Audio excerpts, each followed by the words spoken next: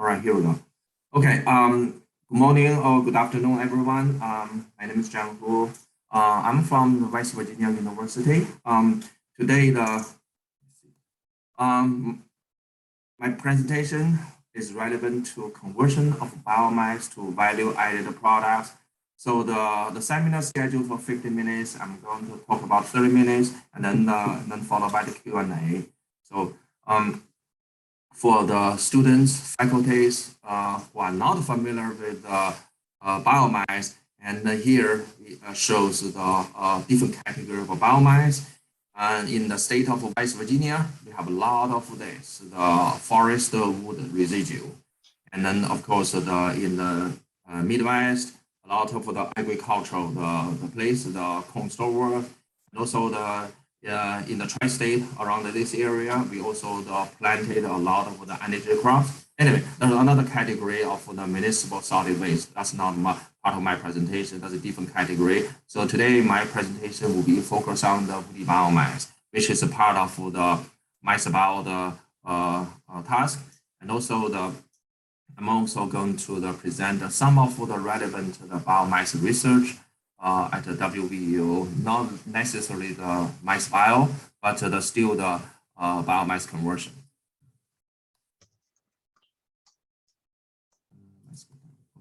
All right, in terms of the biomass, generally biomass has three major components: lignin, cellulose, hemicellulose.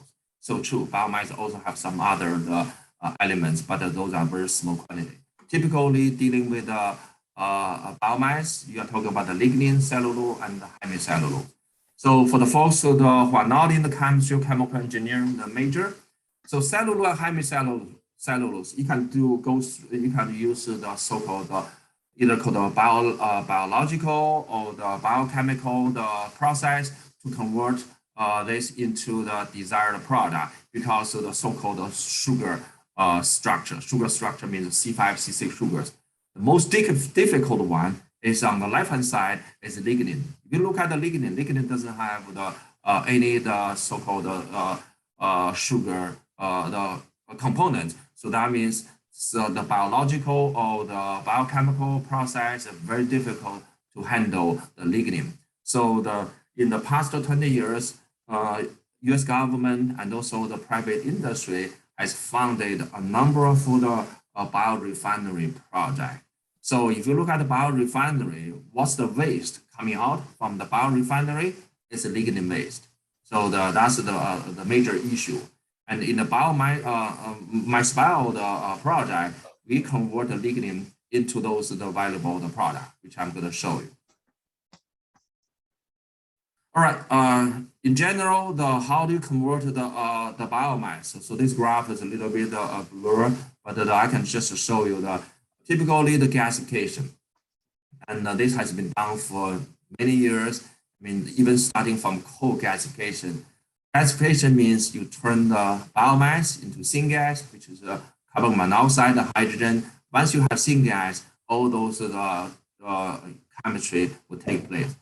I think the students and the faculty, you heard about the Fischer-Tropsch has been going on for 100 years.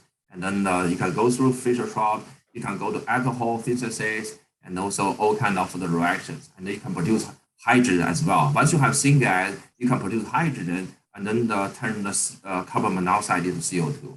So I'm not going to talk about gasification. And also the other ones are called hydrolysis. Hydrolysis is nothing but just break the the biomass into the three different categories, as I just mentioned to you, lignin and aqueous phase sugars. The sugar can go to fermentation and all kinds of the reactions to produce a valuable product. And then the lignin, you have to go through the thermochemical process. So that's called hydrolysis process. And then there's the pyrolysis or the liquefaction of biooils. So those are catalytic process.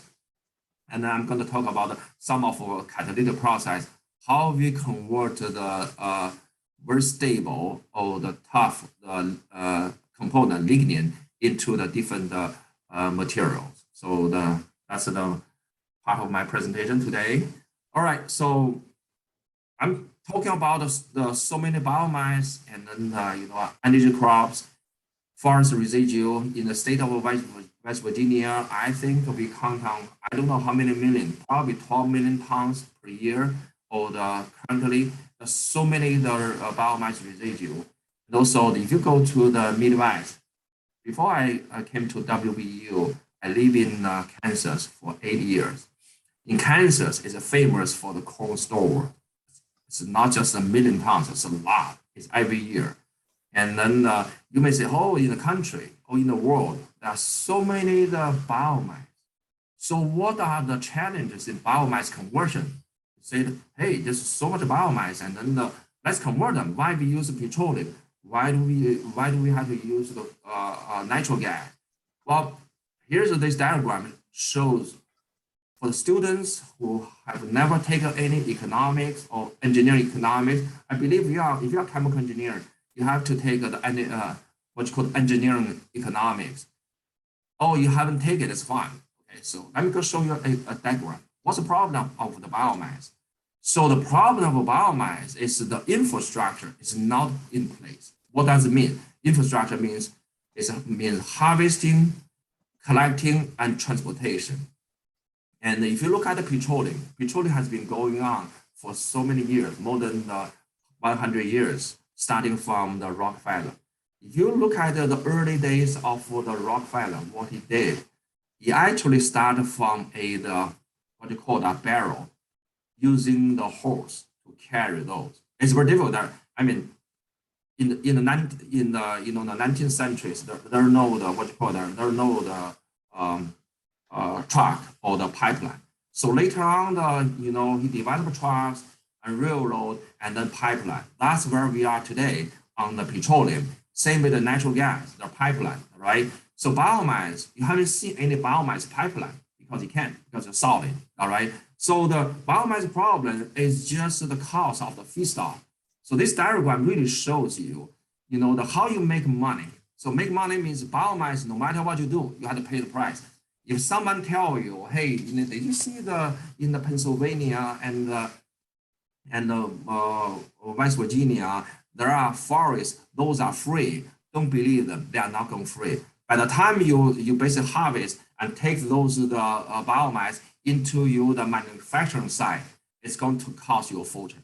Okay, so there's no infrastructure, it's not free. So feedstock is a cost, biomass. Then there's a process technology in between. And then any biomass plant you build today, you have to put a capex. Capex means capital, all right? Either you go to the bank to get a loan, or you have to have some money. OPEX means operating costs. Every day you have to put the money into it, and then you put the money, capex, OPEX, and buy biomass, and you count on your technology, and then to convert them, eventually you make money. Okay, so that means you have to make high value the product to pay all of this. There's a payback period, maybe 10 years, 20 years, you pay back all of this capex, but you have to deal with the daily operation and then the purchasing of biomass. So this high value product or revenue is very important. You only make money at the end. So that's why I'm kind of person really laughing at the people actually burn the biomass and then try to claim they're the benefit. No, burning biomass, you are not going to make money. And also in fact, we all know burning biomass, you generate CO2. Only from the life cycle point of view, you basically can justify, hey, the burning biomass can help environment. But from economic point of view, you don't make money. So I just hope everybody understand this is simple diagram. So this yellow highlight really is something I want you to remember. So I'm not sure if any of the graduate student or faculty played in the stock market. So what is stock market 101? Okay, so what does it mean? Stock market 101, what's the first thing you learn?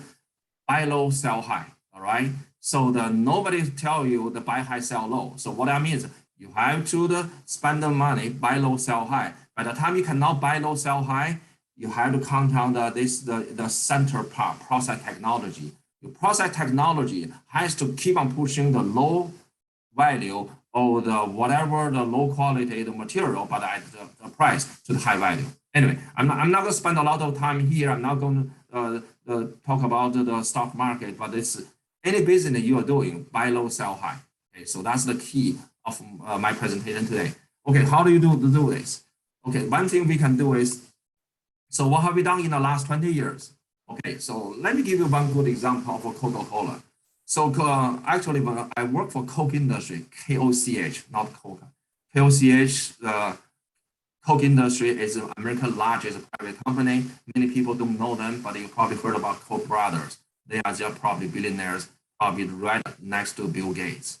So when I work there, we basically try to help Coca-Cola to build or the manufacture the so-called plant bottle. So the plant, what's the plant bottle? So today, the bottle is made, the reason put it dark means the plant is all from petroleum.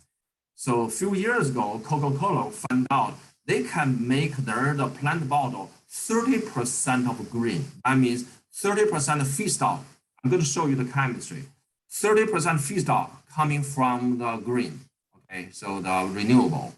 So this really irritated Pepsi. So those because these two guys, the Coca-Cola and then the Pepsi, they are fighting each other in the market, right? So everybody try to jump in there. So Coca-Cola says, hey, I already 30% green. I'm going to go to 100% green. So how do they achieve that? Actually, we at the Coke industry, we made green bottle. Today, still placed at the Coca-Cola Atlanta, the board of directors office. It's doable, but at a cost. So let me show you the chemistry. So here's the chemistry for the PT bottle. Okay, so that's the bottle you have. At the end of my presentation, I'm gonna pose a question. I want you to guess. Keep in mind this question. You know this is the 20 ounce. I'm gonna show you the picture.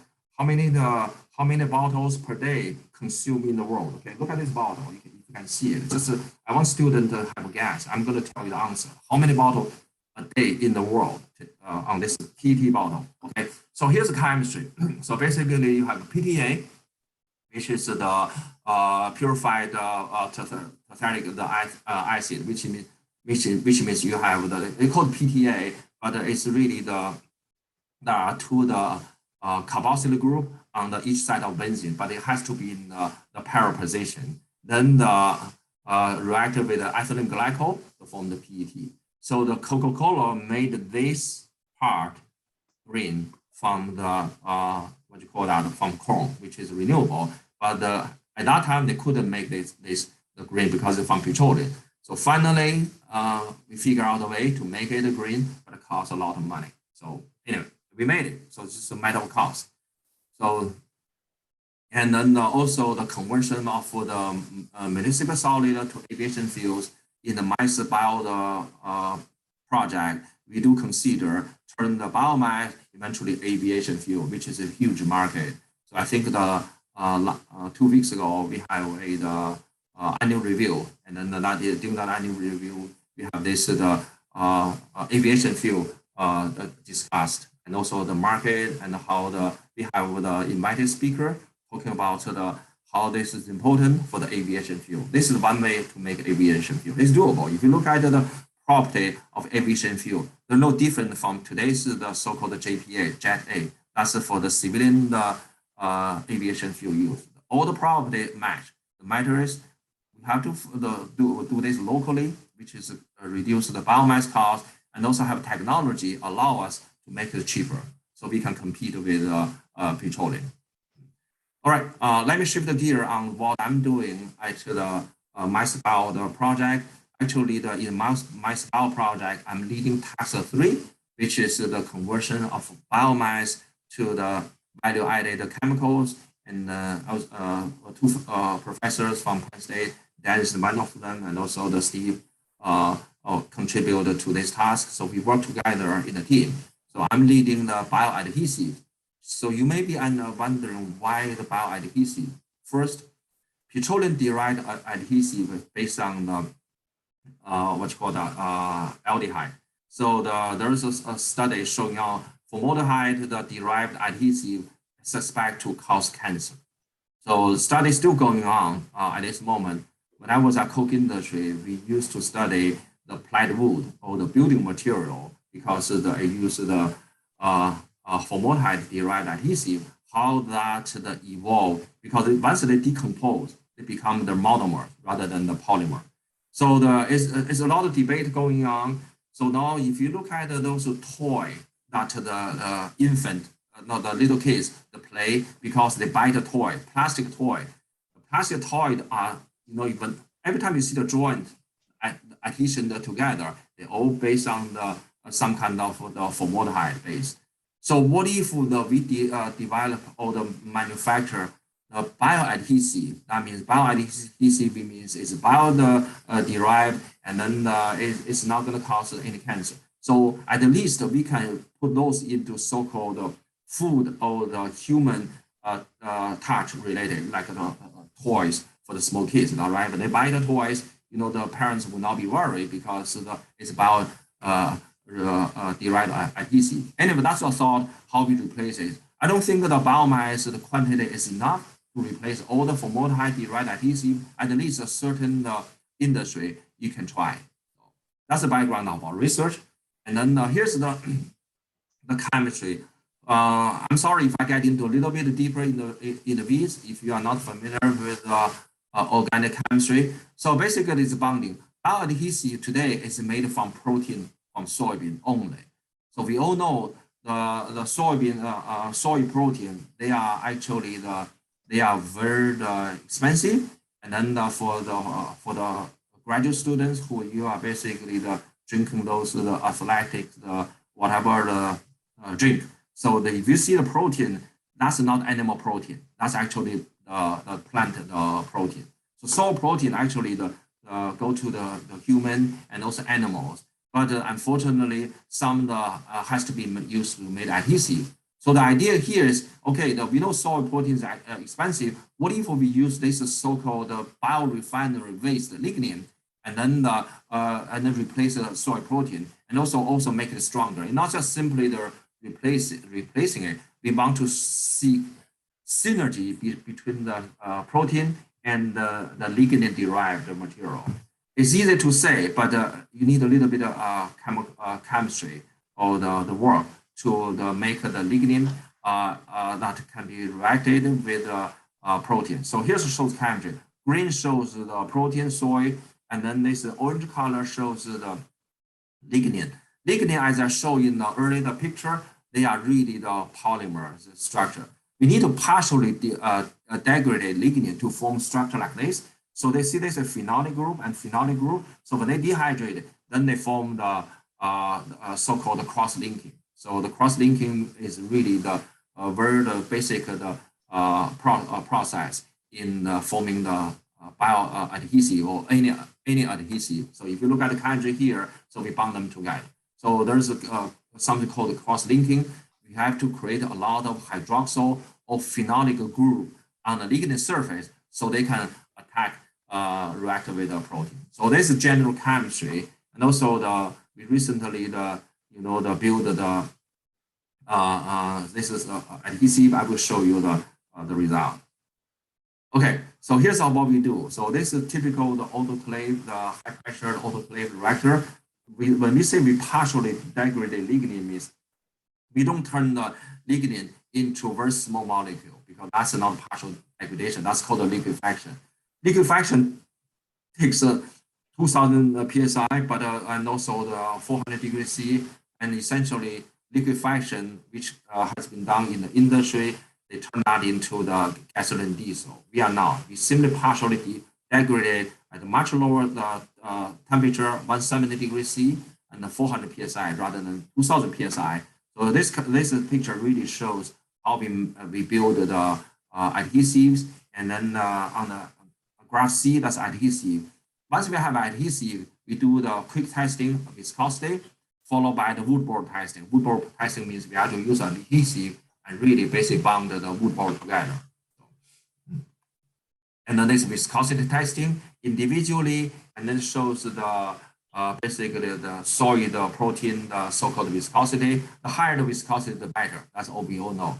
And then if you see the lignin adhesion is very low. So by putting them together, you can see the adhesion really has gone up by putting them together. So all the number has gone up, and also the adhesive is temperature sensitive, and then from room temperature to 85 degrees C, you can really increase the adhesion, which is quantified by the viscosity.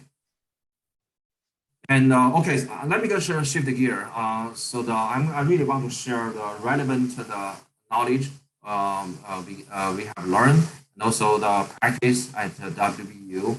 As I mentioned before, what's wrong with biomass? Well, it's the harvesting, transportation, and then the conversion. All right. So really the cost. Well, biomass has another problem. So if you look at the biomass, the composition, so they have with a 51% carbon and 6% hydrogen and 43% of the oxygen. And then the sulfur is low. That's an advantage. In the middle, if you look at the petroleum has a lot of carbon and a lot of hydrogen and a little bit of oxygen and a lot of sulfur. That's the problem of petroleum. But the advantage of petroleum is low oxygen. So natural gas composition, 75% carbon, hydrogen, no oxygen, no sulfur, which means you clean them. So what's the implication of this, the three bullets? Biomass, low hydrogen, high oxygen, all right? So however, if you want to produce a fuel or some chemical, they need to have carbon hydrogen, but no oxygen. So deoxygenation is really the major issue for the biomass, which means if you want to make anything like a hydrocarbon or the carbon hydrogen containing compound, natural gas and petroleum has their advantage, even at elemental or atomic level, but the biomass composition really show the disadvantage. So people may be wondering, how do you remove oxygen in biomass? Well, there are only two ways to remove oxygen from biomass, and then one is as water and CO2. At one time, when I present this, someone from the audience saying, "Hey, John, can you turn the oxygen into from the biomass into O2, oxygen gas?" I said, if you have that idea, let's work together. We will be billionaire. And for the audience, faculties, and the graduate student, if you figure out you can remove oxygen from biomass, nothing but it's not as water as a CO2 oxygen. Let's work together. We'll be very rich. Okay, so shale gas. So in this map shows, I think the Penn State is also within this map. It's called the shale gas distribution in the United States, but especially Marcellus. So in the Marcellus, there's so much shale gas, and then we say, how do we work together? If you go back to this graph, so the natural gas is rich in hydrogen, whereas but no oxygen. Whereas the biomass has the lower hydrogen than all the other all the fossil fuels, and also a lot of oxygen. Intuitively, you can say, hey, can we have a biomass and natural gas work together? Well, the answer is yes. So we have so much natural gas locally, and then this is regional advantage. And this graph a little bit old, 2016, but I have data updated 2018. Regardless, it's very cheap. So if you look at the ethane, and then just give you one good example, because the methane or major component natural gas is expensive, but again in the Appalachian area, it's relatively low compared to the Gulf of Mexico, and then but especially some so-called C2 and C3, they are very low. I used to present this in Europe. I travel around the world. And then in the audience, because they are not familiar with the million BTU, it's very, very funny, in here, in US, we use a British style. When I presented in England, they try to use calculator, they try to convert it into the cubic meter. I said, hey guys, don't even bother to calculate. Did you see that bottle with water on your desk? It's cheaper than bottled water. Everybody's laughing. I said, okay, so because of this regional advantage, what are we going to do with it? Okay, we built the biomass gasifier, and this is the bubbling fluidized by the reactor at the WBU. And then here's what we do. So we basically for this biomass gasification. Again, if you look at the biomass gasification only, without any natural gas, So hydrogen to CO ratio is very low. We all know for Fischer-Tropsch synthesis or the methanol as a building block, you need a 2-to-1. So basically we see opposite. So what's wrong? Well, because most of hydrogen came out as water or the CO2, all right? So that's why your hydrogen to CO ratio is very, very low. How do we solve the issue to make a hydrogen-rich syngas? So we basically blend with natural gas and using the cobalt moly catalyst. You have to use catalyst. There are a lot of reaction chemistry going on. And then in the interest of time, I can go through the detail on the water gas shift, the bioreforming, but I just show you the result. Like co-processing biomass with the natural gas, which is methane, and we can achieve the much higher hydrogen to CO ratio, up to 7. So if you have that high level hydrogen to CO ratio, even if you need 2-to-1, you can have a 5-to-1 hydrogen coming out and to be sold as the pure hydrogen, all right? With today's decarbonization, the higher the hydrogen to CO ratio, the better. And then we produce a very low CO2 yield. So this advantage of the co-processing biomass with the methane. Keep in mind, the methane has 25% hydrogen. That's advantage. But it's not just simply 1 + 1 = 2. Here, we've actually demonstrated synergy, which means how these how methane molecule work together with lignin in the biomass. Okay. Don't look at this reaction chemistry. It's so complex. We did a lot of kinetic study. Just want to show you on the right-hand side, you see this is the structure. This is typical lignin structure. And then on the catalyst surface, and then on the iron particles, the methane got activated at the reaction temperature. And then this basically shows the reaction mechanism of biomass co-processing. And then we basically, the methane reacted with the hydrogen and on the surface, and then remove this oxygen. The chemistry is more like this. Methane plus the water, but that water actually, the oxygen is contributed from the oxygen in the lignin. So this is part of the deoxygenation reaction mechanism.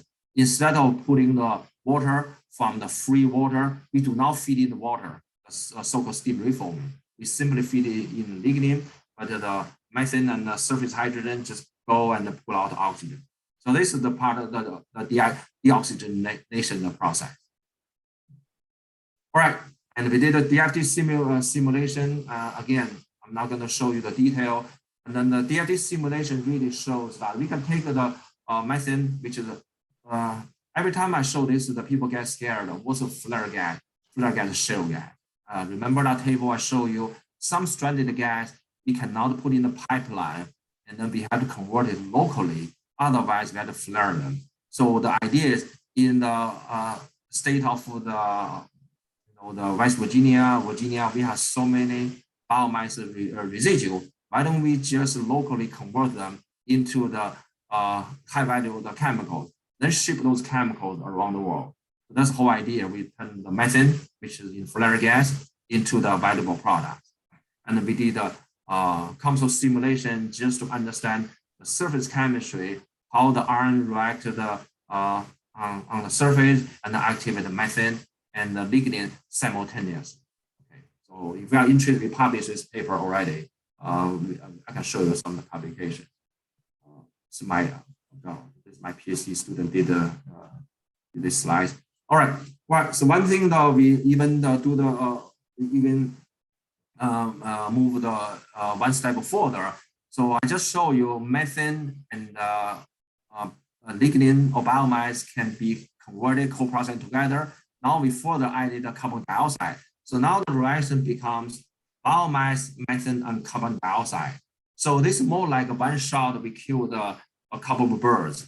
That means we turn the biomass residue, forest residue, and localize the flare gas and some CO2, all three the disadvantaged, environmental harmful, the molecule into something useful.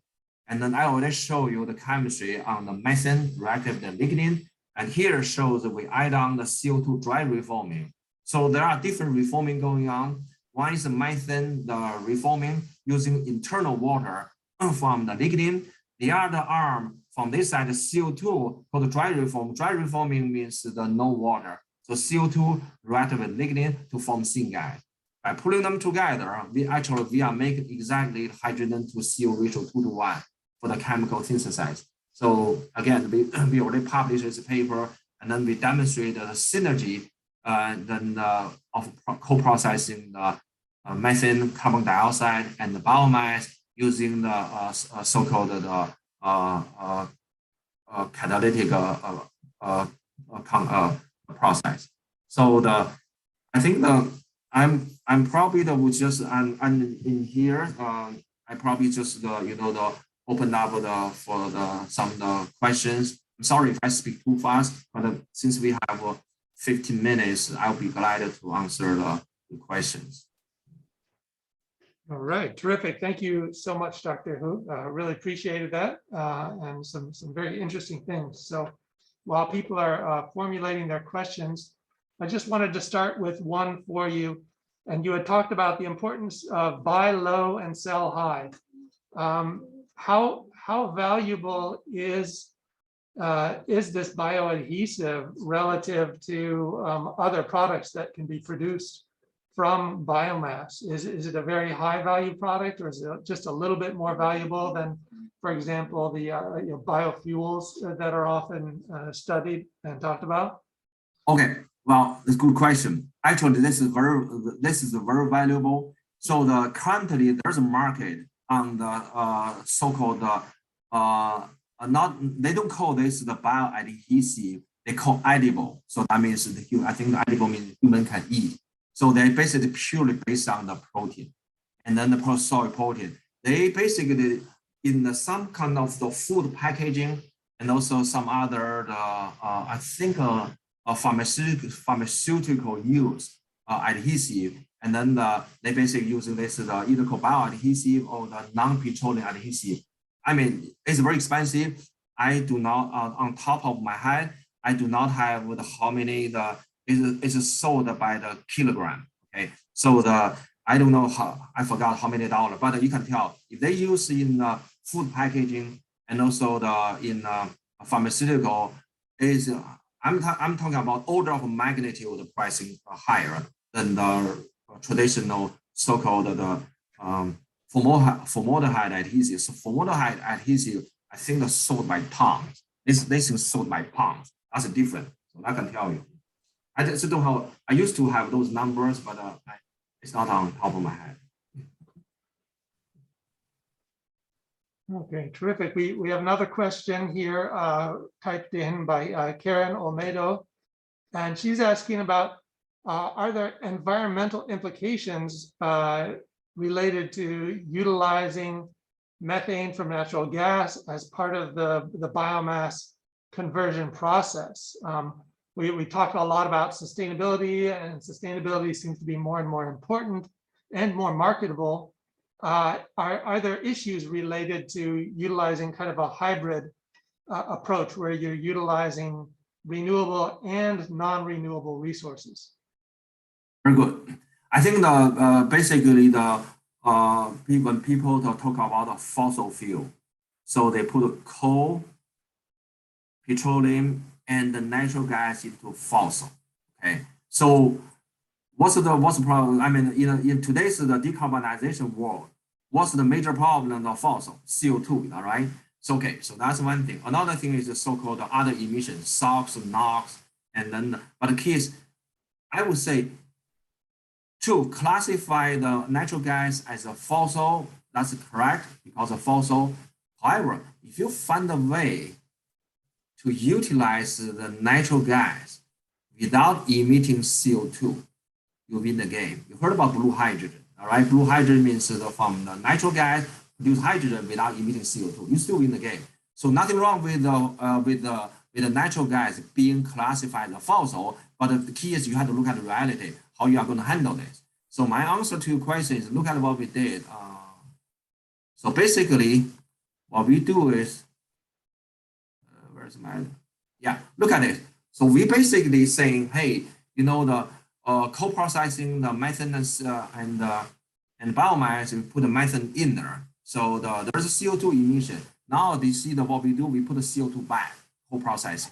So we basically find a home for CO2. This CO2 can be from the process, can be from direct air capture, but we basically find a home for CO2 altogether with methane. So you have to look at the so-called life cycle point of view of using the methane from environmental perspective. And also, as I show you the picture, methane, especially from shale gas, I'm going to go back, and it doesn't have a sulfur. And this is just nature of the shale gas. Some other natural gas, depending on where you get it, there's a sulfur, but normally they treat it at wellhead. But a lot of the sulfur in the coal, you cannot treat it at the coal mine, and the petroleum you cannot treat at the source. But the natural gas, for example, shale gas doesn't contain sulfur at all. But some shale gas contain sulfur. They pretty much treat it at the wellhead before they put in the pipeline. So I would say just control the emission and then control the carbon emission and also the pollutant. I think that's the key.